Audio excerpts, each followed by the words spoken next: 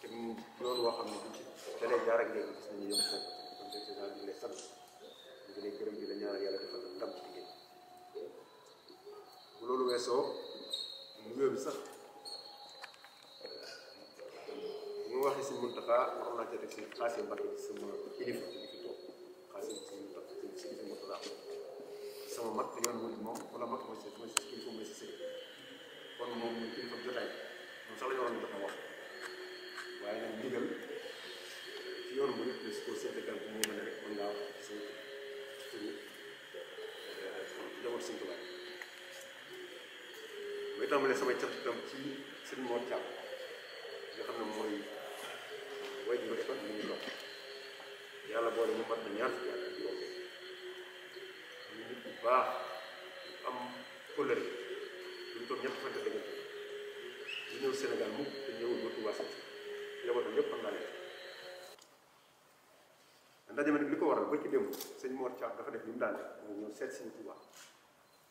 bu ñëwee mu ànd ak Alioune bi ñu ñëwee xam ngeen ne am na projet bu mag bu ñu di war a def ci réew ak dëkk xam ne dafa bëgg a def réew ñu yokk Sénégal bi ñu ñëwee ñuy waxtaan moom tudd mbirum musée boo xam ne sax am na yéene def ko foofu ma ne ko nag sëñ Mor de li ma xam ci moom ci taalibe ak bëgg sëñ Touba boo xam lépp sëñ Touba yéen am na sumb buñ sumb boo xam ne ci diggal ko gendarme bi suñu mënta xaar faaw ngeen jàpp muy lan mooy musée boobu dañoo bëgg a def boo xam ne bi tam Touba lay nekk ngir ndono li nga xam ne sëñ Touba waaye nag muy héritage lépp ñu dajale ko fa comme ni ko directeur général defee fii tey xam ngeen ne fii ñu toog espace bi mbiru sëñ Touba lañ fi wane maa ngi fii gis ay bayitu Masaalikul Jinaan photo sëriñ baa ngi nii ak loo xam ne bokk na ci mandarga yooyu muy allo yi ñu bind ci ay xasida ak tekki ko ci ay làkk yoo xam ne ñu leen kon lu mel ni rek lañu fi mooy feeñal sëñ Touba ak ñoom àndaloon muy mag ñi ak njabootu bopp muy loo xam ne dafa bokk ci moomeelu lislaam ndax lislaam xam ne ci gox yëpp la nekk waaye gox bu nekk dafa am spécificité maanaam fii art ak civilisation islamique am na fi waaye dafa am touche africaine loolu yoon war def ci dafa am lu ci indi ñu nga xam ne adduna la ko war a xam ndax humanité yëpp ñoo ko moom ndax xam-xam la dafa xam ne bu seen yëpp kon ñun war nañu jëggaani naam wante nag am nañ loo xam ne tam war nañ ko mën a jaay bitim réew buñ ko wanee ñu ko wane ñu war a wane te mooy liggéey suñu mag ñu baax te musée bi li ñuy ñaan sax ñu am ko Touba waaye am ko Tivaouane am ko Fouta am ko Layeen am ko Fouta ndaxte fu ci nekk xam-xam nga fa ak ay cosaan yoo xam ne luñ war a xam la Sénégal jariñoo ko àdduna jariñoo war naa jéggi suñu frontière te loolu bis bu musée bi taxawee da ngeen ci xam daal am nañ ci gis bu leer boo xam ne amul sax la ñu naatam bi sëñ Mor ñëwee nag barki dem ànd ak Aliou waxtaan ci ma wax ko loolu ne ko yéen nag en tant que taalibe wóor na ma ne yow boo ci jàppee bu ngëñ digal li ñu sëriñ bi jox daañu ko mën a def mu rafetlu keroog bu ñu jógee Tuuba ba léegi ñu ngi ciy jokkoo moo taxoon ñu ñaanoon ko ne ko ñaanoon sëñ Mor ne ko kon bu ñu mënee ñëw fii ñu def waxtaan ñu jox ko ci cër bi nga xam ne yàgg naa ko sëñ Mor sax ci loo xam ne Aliou fekk ko ginnaaw nag ñu ngi toog mu firndeel ko wane ne liggéey bi kon dañ ko ci bëgg a def ambassadeur bu ko defee mu xam ne liggéeyam te xam naa ne man mën na ko tam te xam naa ne bëggam Sénégal bëggam Afrique ak bëggam Serigne Touba tax na ma am yaakaar ni wala yaqin ne incha allah yàlla ñu yàlla may tala fekke rek te sëñ Mor moo ci jàpp ndax xam naa ndax moom wax naa koy bëgg dem moom yàgg na Amérique loolu jamono yooyu daf doon jël photo Sëñ Tuubaa di ko def ci oto yi boobu ci oto ci lu ma nett bi ba américain di ko laaj li ngi photo bi kan la ak yoon kon moom yàgg naa wane Sëñ Tuubaa moom ci Sénégal tax nañu am yaakaar ne incha allah yàlla ñu ko yàlla may ñu fekk ko tataate waaye liggéey la boo xam ne am nañ yaakaar ne dana ci ànd ak ñun te ni ko sëriñ bi bëggee muy Sëñ Muntaxa bi koo xam ne xam-xam daf ko ñor ba ci dem rek nee naa ko musée bi da tax ma ñemee ko yëkkati ak sumb ñu nga sumb muy université mooy damaa xam ne dafa am rapport ak xam-xam masalan dongo yi jàng ci université bi ku bëgg a def recherche rawatina lu jëm ci yoonu mu bon li nga soxla lépp da ko fi fekk kon dafa bokk ci jàngukaay maanaam bu doon leneen du ma ko ñëw fekk seen bi egg ndax dafa diis te rëy waaye Sëñ Tuubaa attan lépp wax yàlla nañu bettal ci lépp kon xam naa incha allah def nañ ko ci kayit officialisé ko xam naa kon dama koy jox Alioune. J'ai l'honneur en tant que chargé par le président des Mourides, Serigne Mountakha Mbacké, de piloter le projet musée du Serigne Ahmadou Bamba dénommé MBACKE, de vous écrire à ce sujet. En tant que star mondiale et fils du pays, dont la notoriété et l'aura à l'échelon planétaire ne sont plus à démontrer, nous avons pensé logique et normal de solliciter votre soutien à ce noble projet. À l'instar des actions louables que vous menez à travers le monde, en vue d'un développement concret de notre continent. En effet, le projet gagnerait toujours à obtenir l'appui de personnalités de votre rang. C'est la raison pour laquelle je viens vous proposer solennellement le statut d'ambassadeur itinérant du projet, musée Cheikh Ahmadou Bamba. Nous savons pouvoir compter sur votre aimable diligence en vue de faire le plaidoyer du projet au niveau international et assurer la mobilisation des moyens contributifs à sa mise en œuvre. Nous vous remercions par avance de votre acceptation et de notre offre et nous prions d'agréer M. Alioune Badara THIAM l'expression de nos meilleurs sentiments ainsi que nos ferventes prières. I have the honor, as appointed by the Caliph General of the Murid, Serigne Mountakha Mbacké, to lead the Cheikh Ahmadou Bamba Museum project called MBACKE, to write to you on this subject. As a world star and the son of the country, whose notoriety and aura on a planetary scale are no longer to be demonstrated, we thought it's logical and normal to ask for your support for this noble project, like the laudable actions that we are carrying out throughout the world, with a view to a concrete development of our country. Indeed, the project would always benefit from obtaining the support of personalities of your land. This is the reason why I have to come solemnly offer you the status of itinerant ambassador for the Cheikh Ahmadou Bamba Museum project called MBACKE. You know that you can count on your kind diligence in order to advocate for the project at the international level and ensure the mobilization of resources contributing to its implementation. Thank you in advance for your acceptance, our offer, and please accept Mr. Alioune Badara Akon, the expression of our best feelings as well as our fervent prayers. It's a pleasure and an honor to be presented with this glorious responsibility. My goal is to give it everything I have, you know, as a person, as a man, as my word, spiritually,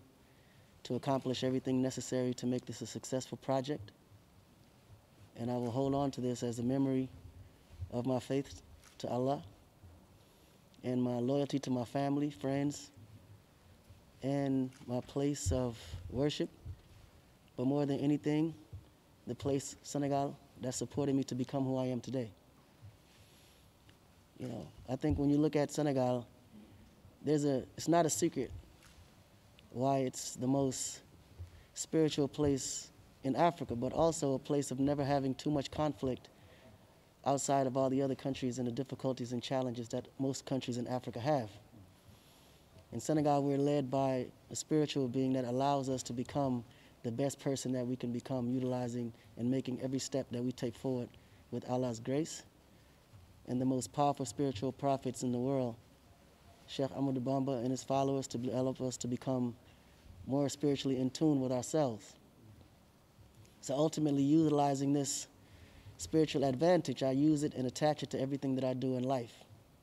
And I think that gives me the confidence to know that everything that we set our foot towards and everything that we try to do will be successful. You know, also being very thankful of how we was raised, because we never forgot where we came from, and we never, ever thought twice about the success of it as long as we put God's face first. So thanking my father, thanking my mother, thanking my family, grandparents, you know, all my family here in Senegal, keeping me down to earth and making sure that I stay focused and humble. And all the friends that tell me the truth, even when I think I'm right. It's always good to have people that want the best for you. And this is a blessing you can't ask for, because ultimately in a position, when you are in a position of myself, you have a lot of people that just says yes to everything, even when it's wrong. But I was blessed to have people around me to tell me the truth no matter how much it hurts. And this is a blessing you can't ever forgive. So just want to thank Wa Senegal and everyone. You know, the support for people that love Africa the way we love it. And it's people that want to see the spiritual part of life become more evident. Because nowadays this generation aren't as spiritual as our generations. And I think the generation my father came from, it was very, very, you know, aggressive with spirituality. And he installed that in us. And till this day, I always looked at it as an advantage to everything that I'm doing, because oftentimes we make a lot of goals. But in the US and Europe, when they make goals, they don't put spirituality into account. And I think this is one of the biggest defaults of the Western world. And in Senegal and in the rest of Africa, we can't allow our spirituality to get lost. So we have to put in situations where we contribute to our history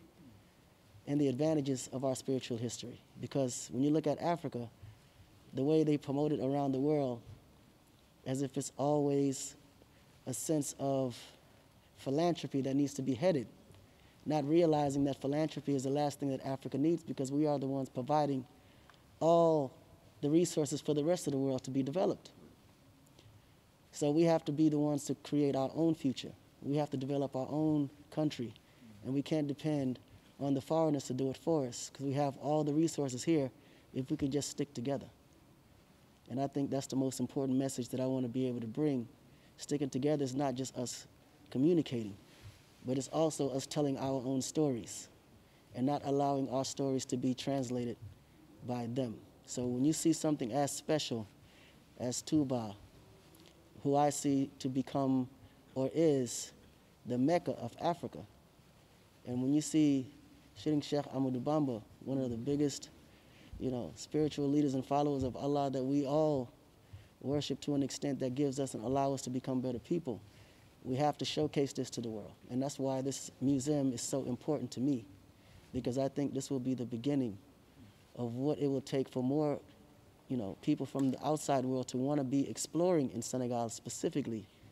And I think the more tourists that we can arrive to become here, it will also integrate and allow the African Americans who've been shipped from here to come back home, better understand their history, better understand who they are as people, and want to do more here. You know, so the fear is what we want to break today. And to do that, we have to do it through education. So it's upon us to do this. And I think this museum will be the first step of many more historical sites that, inshallah, will be put in Senegal and allow us to be able to move forward. So thank you very much. Mais lu ma doon wax ci gàtt mooy man lu ma fa indi te lu ma bëggoon lu tax li neex ma mooy dañoo am histoire boo xam ne ñu bëri xamuñu ko te soo xoolee Sénégal mooy commencement bi pour lu si bëri surtout africain américain yi, parce que ñoom ñi ngi Amérique te xamuñu lan moo leen fa indi. Mais dañoo am histoire boo xam ne Amérique amu ko, parce que Amérique ñoom nañ teg seen goal, te ñoom su ñu teg seen goal dañ si dugaale seen spirituality, te foofu ñoom seen spirituality réer na bu yàgg te ñoom xamuñu sax ñoom ku ñu nekk mais sooy commencé projet bu mel nii da lay indi daf leen di jox éducation boo xam ne di leen di encouragé ñoom ñu ñëwaat ba Sénégal xam ku ñu nekk xam lu ñu nekk xam fu ñu jógee te leen a gën a encouragé pour ñoom ñu mën a ñëw dëkk fii invest fii te gañ fi ragal parce que ñu bëri ñoom dañoo ragal Afrique parce que Amérique ak Europe ni ñuy wane Afrique foofu américain ku ko gis day ragal loolu moo tax gars yi suñ soo waxee sax Afrique ñëpp commencé di yëngatu quoi parce que dañoo ragal te xamuñu lu dëgg dañ leen a brainwash te saa yoo demee soo génnee Afrique te foofu ñoom lu ñu lay wax seen story la mais lu si bëri dafa manqué ci information parce que ñun africain suñu amee history ñun dañuy xaar ba ñeneen ñi ñëw joxe seen muséum ak story boo xam ne ñoom ñoo ko créé léegi nag fii il faut ñu commencé ñun ñun ku ñu nekk africain ñun jox leen story bi ñun ñoo war a wax story bi nu mu demee parce que ñun la te suñu history bi la te muséum bi lu muy def day nekk commencement boo xam ne africain mun a traduire suñu history bi wax suñu story bi nu mu demee ñoom ñu dégg ko bu baax te kenn gënul wax story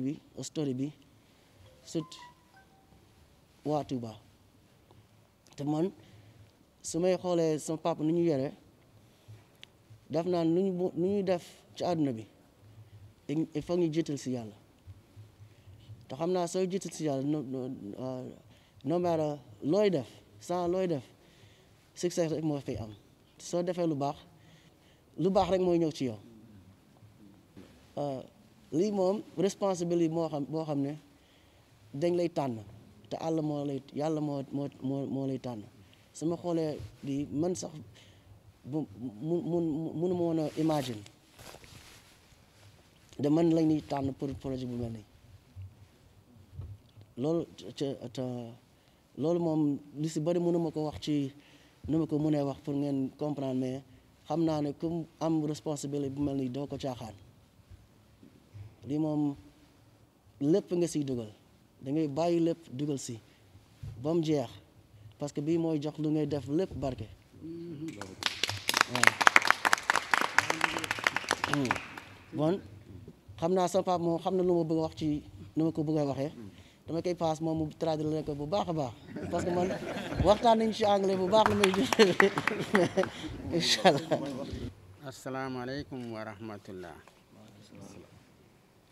gannaaw yàlla sëñ Tuubaa gannaaw yàlla ak yonent bi sëñ Tuubaa dama sawar tey ndax sama àdduna yëpp ak sama njaboot yëpp sëñ Tuubaa la sëñ Cherif moom sama xarit benn bakkan la ba ñu xamante yàgg na ba may wax affaire musée bi yàgg na ma sant yàlla sëñ Tuubaa bi mu joxee sama doom liggéey bi nag gannaaw sëñ Tuubaa dañ ko jox Alioune waaye ñëpp yéen ñi fi nekk ñëpp ci lañ bokk ñëpp ku ne li war Alioune war na la yéen ñi fi taxaw yëpp directeur beeg musée beeg képp ku fi taxaw gannaaw Sëñ Tuubaa liggéey bi Sénégal yëpp la war du ñun rek dëgg la tey lañ jox Alioune ni ko dirigé li nga xam waaye li mu xam rek dama dirigé nag ñun tam ku ci da nga am koo xam koo xamit na nga def mu def keneen def yàlla def liggéey bi taxaw loolu laa ñaan yéen ñëpp mboolem caméraman yi seen papa ak seen yaay ak seen maam ak kuy dund rek na ci def ci liggéey bi na ci def doolam ci liggéey bi ñu ne fañ dëkk Amérique Canada Amérique latine xam nañ leen ñoom yëpp dañ leen ni ngeen def seen loxo ci liggéey bi ci àdduna bépp doomu aadama war nañ def ci loxoom ci liggéey bi loolu laa ñaan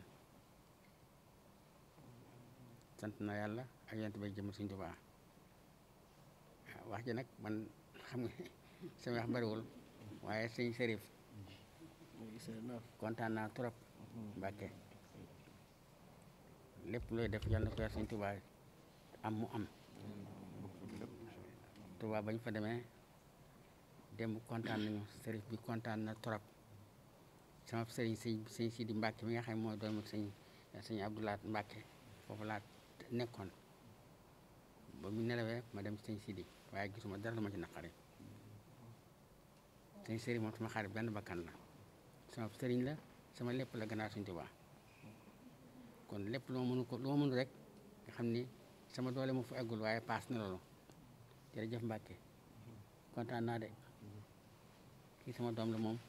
yéen kii seen frère la seen xarit la seen dëkkandoo la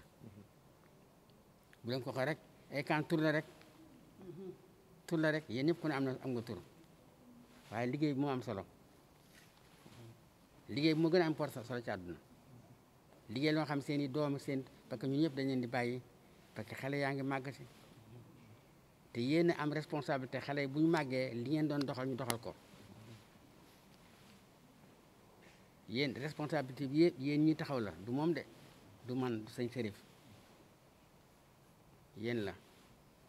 jërëjëf yàlla na Sëñ Tuubaa defal jàmm yéen ñëpp képp ku fi ne liggéey yàlla na ko yàlla Sëñ Tuubaa barkeel ci daraja Rasulullah sallallahu alayhi wasallam kontaan naa yow. asalaamaaleykum sama xol dafa sedd ba mënuma téye sama bopp li sama xol seddee ba mënuma téye sama bopp moo tax ma wax tonton Mor Thiam mii du gis dara lu ko jaaxal ci njaboot moo baax di jullit di taalibe Sëñ Tuubaa man mii moo ma yóbbu Amérique ci groupe am ba lu ma am tey ci biir Amérique yàlla ak tonton Mor la tonton Mor mënul wax Alioune mënul wax mais kii mooy doomu Sénégal Alioune Badara THIAM mii mooy doomu Sénégal ba mu juddoo nekk tout tànk la daan ñëw fii vacances bëgg Afrique bëgg Sénégal ci boppam man duma yaayam umpaañam laa mais sama jëkkër moo topp ci yaayam ñu bokk ndey ak baay tonton indi ma nekk kër tonton Mor Thiam ay at xaw ma fu ñuy jënde lekk wala naan xale yi yaru ci sama kanam Alioune xol bi ko yàlla jox moom la ko yàlla jox yàlla na gudd fan te tonton mënuloo am doom ju bon Mouhamed nga taawloo tudde ko yonent bi sallallahu alayhi wa sallam moom mii nga teg ko Alioune Abi Talib teg ci Omar Bur Khattab teg ci Aboubacarin Sadiq kon yow kuy lislaam ci yow la koy fekk nekk taalibe Sëñ Tuubaa boo xam ne ba ma la xamee ci Amérique ba jonn yàlla tey ngay sama loow maaral man kirtindi tabax lu ma am ci dëkk bi su ma ko amee yàlla ak tonton Mor moo tax ndax moom ak njabootam gi la ñu yemale li ma leen ko wax tonton Mor nekkul góor guy joxe dépense weer da daan indi ñëw sotti ni lekk leen bu jeexee ma dolliwaat Alioune mii nekk lu ku baax lii mu commencé fii buñ ko bàyyiloon ci commencement ba fii la koy commencé mais amul dëkku Afrique bu nekk ci àddina te Alioune yóbbu fa teraanga alalam ak dooleem daf koy yóbbu ci ñi nga xam ne ñii dañoo néew doole di def li mu nàmp ak li ko papaam jàngal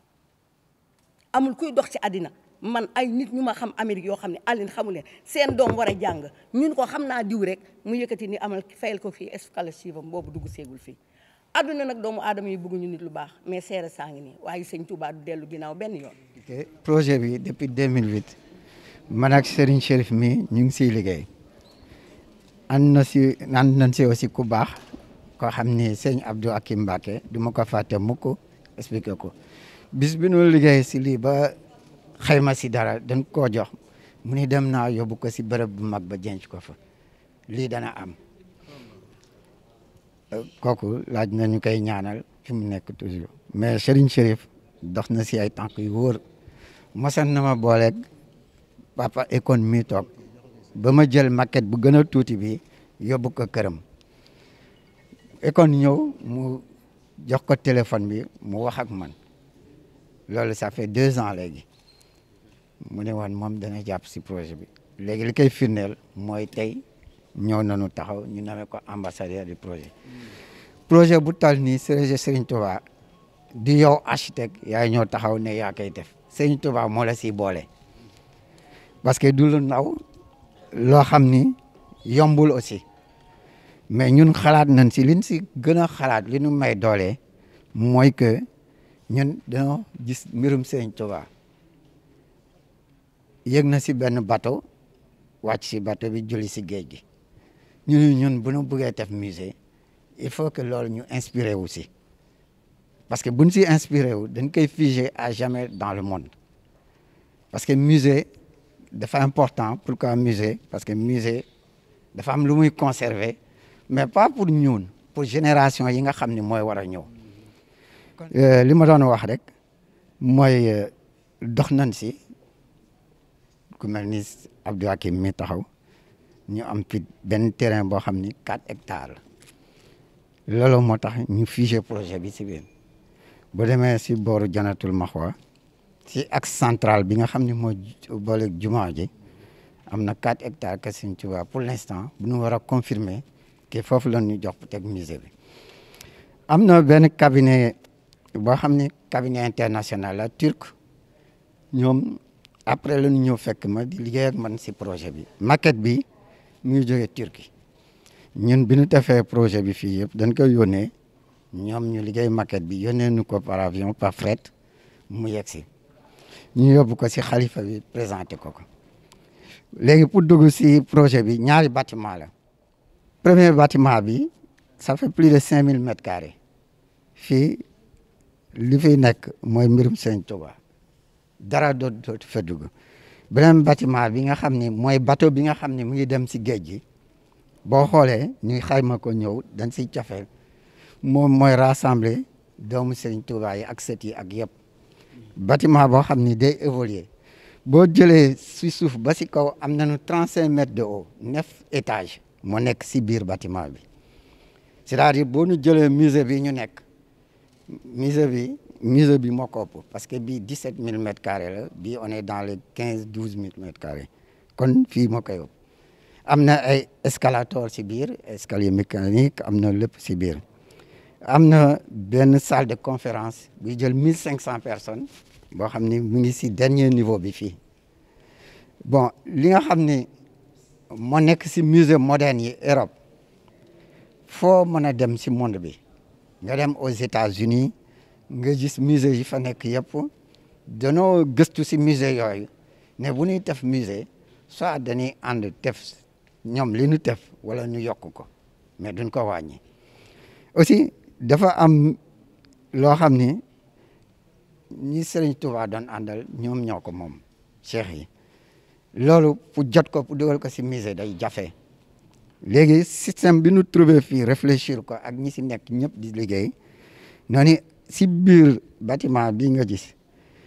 ak bâtiment bi dañuy créer ce qu'on appelle des galeries individuelles c'est-à-dire chaque famille bu fekkee am nga objet mën nga am espace boo xam ni yow da ngay ñëw si biir musée bi nga am koo xam ni da nga ñu koy jox ñu former ko mu nekkal foofu téye say bagage si biir kon dana yomb pour ñu joxe bagage yi parce que bu ñu defal loolu muy naaj muy ngelaw muy ndox lëfe yooyu nekk si kër yi day finir disparaître mais bu ñu ko defee fii avec toute la technologie nouvelle bi nga xam ne mu ngi nekk si monde bi nekk si musée bi yooyu yëpp mu ngi si biir cabinet turc bi si nekk ils sont spécialisés sur loolu ñoom bi ñu demee Istanbul dañoo yóbbu fi nga xam ni effet yonentu bi moo fa nekk ñu ubbil nu ko ñu dugg directeur musée boobu mi ngi liggéey si musée bi bi ñu demee ñu won nu lépp ñu ni léegi ñoom musée bi jël nañ ko à cœur pour travailler si donc tey ñun dañuy sant parce que ku mel ni Akon bu ñu fekkee ni jël nañ ko nommé ko ambassadeur kii mooy joxe l'écho l'effet international du musée bi parce que Akon il suffit mu def benn tweet 1 million de personnes xool boobu rek doy na bon pour ñëw léegi si musée bi ni muy doxee bii bâtiment day am espace yoo xam ni c'est évolutif dañuy ci def ay exposition temporaire yoo xam ni li ànd ak jamono lépp mën nañ ko exposer fii di ko changer à tout moment muy tourner mais fii dañuy figer sur 2 niveaux loo xam ni moo appartenir Serigne Touba mooy nekk si bâtiment bi boo jëlee l'ensemble des 2 bâtiments on est sur 17000 mètres carrés si biir am na espace yoo xam ni boo jógee dikkam réew ñëw ne da nga bëgg a gëstu si mbirum Serigne Touba am na ay espace yoo xam ni mën nañ la héberger sax nga toog fii aussi di jàng pour xam donc ñun li ñu xalaat aussi dañ ne bu ñu demee par exemple bay defar musée bi dañuy dem Sansara Mauritanie jëli suuf si nekk foofu indi ko teg ko si espace bi yëpp léegi aussi lu bleu yi yëpp ngay gis espace su ndox la parce que dañuy éviter aussi ni ma waxee ni Serigne Touba nekk julli si géej gi parce que boo ñëwee rek gis effet bi loolu la lay joxe donc voilà boo jógee fii ba war a jot musée bi da nga dox lu mat 50 mètres di ko séen di ñëw loolu rek laa mën a wax parce que bu fekkee ni am na lu ñuy wax aussi ni ñu ko xayma actuellement on est autour de 13 à 15 milliards ni ñu defee faisabilité étude projet bi mais peut-être dina évoluer wala mu wàññi loolu bu ñu duggee si li nga xam ni mooy les plans d'exécution parce que plan étude faisabilité APS yëpp pare na scientifique yi aussi li ñu war a réfléchir xam ni noonu la ñuy espacer musée muy Malick Ndiaye mi taxaw ak ñeneen ak waa musée bi ñu ngi siy réfléchir di créer benn comité scientifique boo xam ni le recteur du musée et le recteur de l'université monsieur Thioub l'ancien recteur moom moo ko jiitee donc ñoom dañ leen di xaar pour ñu jox ñu benn programme boo xam ni dañuy mën si biir musée bi développer ñun en tant qu'architecte ñoom ñu buggee mu évoluer si biir mais les espaces yi nga xam ni mooy les noyaux durs loolu defar nañ ko ba noppi moom c'est figé léegi ñoom bu ñu joxee seen programme boobu avec ñi nga xam ni